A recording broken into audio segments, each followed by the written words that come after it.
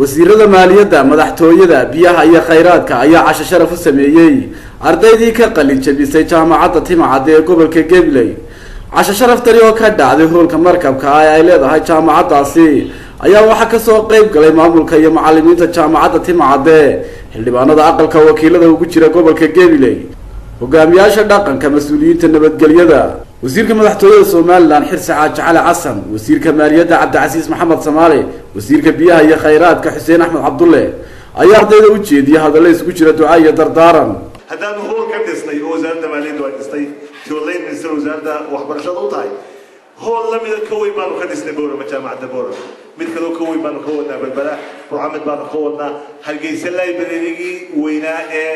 qarankaanu hawshiisa wadnaa jaamacadda hargeysana laba library baanu ka dhisnay intuu oo horumarka dalka runtii qaar badan baana laga yaabaa jaamacaddii baaba kuu suurtooday inay kuu dhammaatee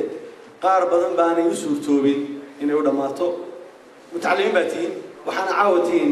in aad ku biirteen bulshada mutacallimiinta ah ee dalka ku biirteen marka waan hubaa inaad research badan akhrideen inaad wax badan aragteen ha ka lalin isha waxa aad aragtay waa samples riyo maaha waa wax aad samayn karto anuu Mareykan joogo aan waxba iga xumayn ayuun baan habeenay information maxaa ku dhigay baad wadankaaga ku noqotay wadankayga baan aaminay waan ku soo noqday alxamdulillah maantana aniga wasiir qarana ilaah baa mahadle. waxa kale iyaguna munaasabaddan casho sharafta ah ka hadlay qaar kamid ah ardaydii qalin jabisay hogaamiyaasha dhaqanka gobolka Gabiley, gudoomiyaha jaamacadda Timcadde Professor Magan, maayirka magaalada Gabiley Shucayb Maxamed Muuse, barasaabka gobolka Gabiley Mustafa Cabdi Ciise Mustafa Shiine oo ka hadlay munaasabaddan lagu maamusay ardayda ka qalin jabisay jaamacadda Timcadde ayaa waxa hadaladoodii kamid ahaa. waxaan idin mahadcelinayaa waxaan idin hambalyeynaya inaad gabagabayseen waxbarashadiina digrigiina koowaad. marka hore waxaan hambalyeynayaa ardayda qalin jabisay. waxaan halkan hambalyo uga dirayaa ardayda qiimaha leh qalin jabisay ee halkan soo fadhiya.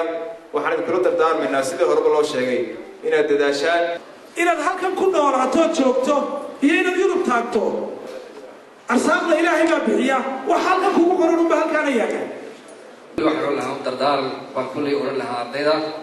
kaasoo ah in ay wadankooga aaminaan. Mukhtaar Nuux Ibraahim, Hon Cable TV,